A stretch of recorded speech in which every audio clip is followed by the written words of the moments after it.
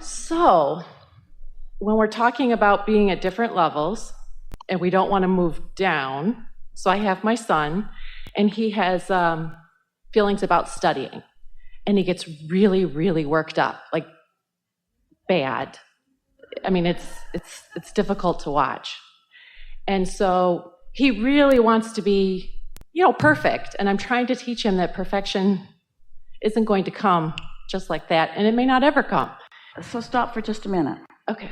He doesn't really want perfect. He just wants to feel good. Yes. And through life, he's come to believe that he will feel the best by finding vibrational equivalency with teachers who expect things and parents who expect things. What's already happened to him, and to most, is that you let your peers be your peers. You let the people around you be those that you're trying to find mutuality with, because you're not so aware of your inner being, because his inner being isn't asking him for any kind of perfection. His inner being is asking him to focus upon things that he wants and just not offer contradictory energy. So when he wants to do well and believes that he can't, now he's not finding vibrational alignment with himself.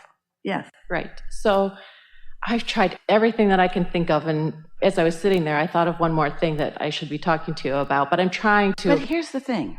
What's your thought about your son in relationship to his intellect, in his relationship to how he will be in the world? What's your thought about it? Well, that's perfect. That's exactly what I was going to talk about, because I feel like, shouldn't I be... Well, what is your thought? Okay, so my thought changes. It varies. There may be times where I think, oh my God, if he's feeling this way, he's going to have a horrible... So you're not in sync with your inner being. That's right. So you're watching him struggle, then you come and struggle with him, and nothing gets better. And meanwhile, both of you have all this access that neither one of you are reaching for. So understanding that, but what to do about it. So now let's apply this process that we were just talking about here. Let's take into consideration that both of you are wanting to come into vibrational alignment with your own inner beings. That's a given. You understand that you'll feel better. That's where the satisfaction is. So you just look at this person in relationship to you, this person, and think about all of the aspects of this person, your son, and think to yourself, what are his positive aspects? But we want you to hear that question in a whole new light right now. What are the aspects of my son that I could focus upon, and when I do, I will be mutual with my inner being? You hear what positive aspects really means? It means, what aspects of him do I feel positive about when I focus on him? Because his studies sure isn't one of them. So what aspects of him are a slam dunk for me staying in alignment with Source? Because that's the only hope I have of being any value to him. That's right. I understand. So what most parents do is they look at the thing that needs the most, they go down and suffer and struggle with them, accomplish nothing, and then they just go away and have that relationship with somebody else later. Mm-hmm.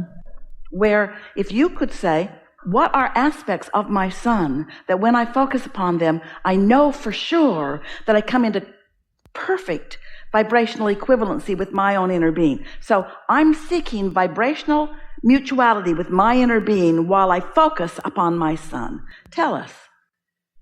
Well, the first thing that comes to mind is just his pure heart. He has a really pure heart. He's a good person. You don't have to talk us into it. We know that. Mm-hmm. Got a pure heart. He's easy about things. He loves easily. His first impulse is to give somebody the benefit of the doubt. He loves. He's sort of guileless in that he doesn't go looking for trouble. He doesn't stir stuff up. He doesn't try to make a big deal out of little things. He sort of keeps to his own. Now, every bit of that hooked you up with your inner being. So now you are on par or a peer with your inner being. You are you've got mutual vibrational compatibility relative to your son. And now, when you hold him as your object of attention, it benefits him. So stay off the subjects that bring you to a different place. That sounds like bad parenting, doesn't it? Sounds like, shouldn't I deal with the trouble? You mean I should only focus upon the aspects of your son that allow you to stay in concert with your inner being. And once you've mastered that, then you can have conversations about anything with him, because then you won't take a dip when you're talking about it. Here are some easy words to hear. When you are really in sync with your inner being relative to anyone or anything, in this case your son, and you've practiced it so you just don't dip. Now, you can have all kinds of step 5 moments with him where you can focus upon the contrast of a class he's having a hard time in, but you can focus upon the contrast without your energy taking a dip. That's what step 5 is. Step 1 is ask. Contrast causes you to do that. Step 2 is source answers. Your inner being becomes what you've asked for. Ask and it is given, but it's a vibrational gift. Step 3 is you've got to get into a place where you can see it manifest into reality. You have to get into the receiving mode where you can begin to witness those thoughts turning into things. Step 4 is you're just really good at that. You're so good at it because you want to be satisfied and because you're not willing to think thoughts, even if they're right in your face, even if it's about the person that matters most to you in the whole wide world. You're not willing to go there if the thought isn't satisfying because you're not willing to lose the mutuality between you and your inner being to go anywhere with anyone because you know if you do that, you've got nothing for them. So you care about satisfaction and you practice it and you practice it and you practice it and you maintain it and you're almost always there. And now he has a contrasting moment and you're observing it, even talking with him about it, but you're not losing your vibrational place. You're staying in concert with your inner being, with all the wisdom of your inner being that's flowing through you, all the good timing of your inner being that's flowing through you. When you're worried about someone, what it means every single time is they've convinced you to focus with them in a place that your inner being is not.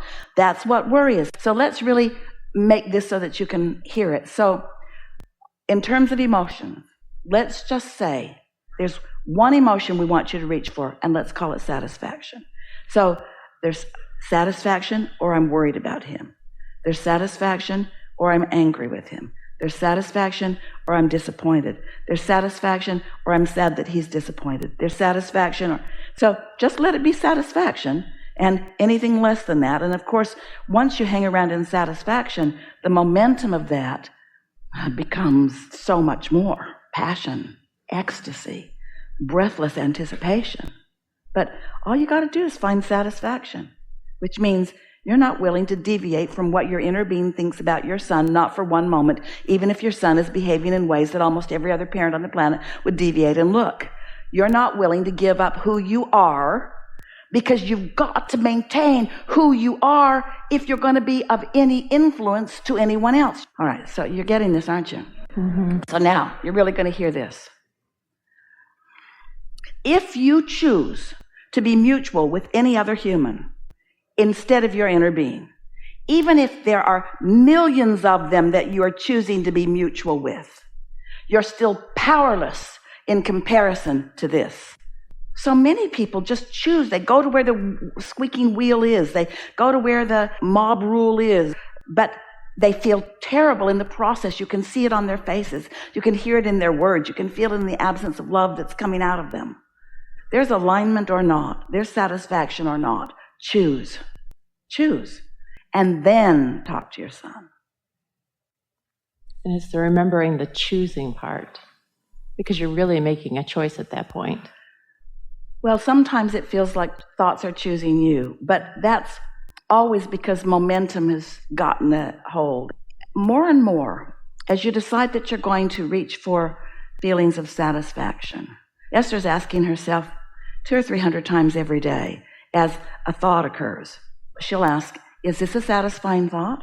And if it is, she'll just let it roll across her mind and let it become more, and it will. But if it's not a satisfying thought, because it was prompted by something that she saw or music that she heard, something she witnessed, something somebody else said, if it's not satisfying, now she's sort of on the case for looking for satisfaction. She is able to catch it at the very early stage when it doesn't have any momentum and it doesn't have any real power. So it's easier and easier to stay in a point of attraction of satisfaction. So, like most people, when we have conversations, most people want to bring the issues that matter the most, which usually involves the people that matter the most, which are usually the subjects that have the most momentum. So it's more difficult if it has a lot of momentum to choose satisfaction, because it has a lot of momentum. There have been so many conversations that have come before and so many things that you've witnessed, which you described in your opening words to us here. You said, I really want to get this whole thing out. Well, we didn't want you to get the whole thing out because we didn't see any point in you getting the momentum going in such a direction that we couldn't overcome it with conversations, you see. And that's the thing. If I could just explain, I just need you to understand why I'm where I'm at. Please don't. Please don't explain why you're there, because it just holds you there longer. In other words, reach for thoughts of satisfaction, even if you have to change the subject altogether. I think part of what I wanted to express was, is it that I'm not doing enough pre-paving in advance of this interaction? If I know... That's always true. That's always true.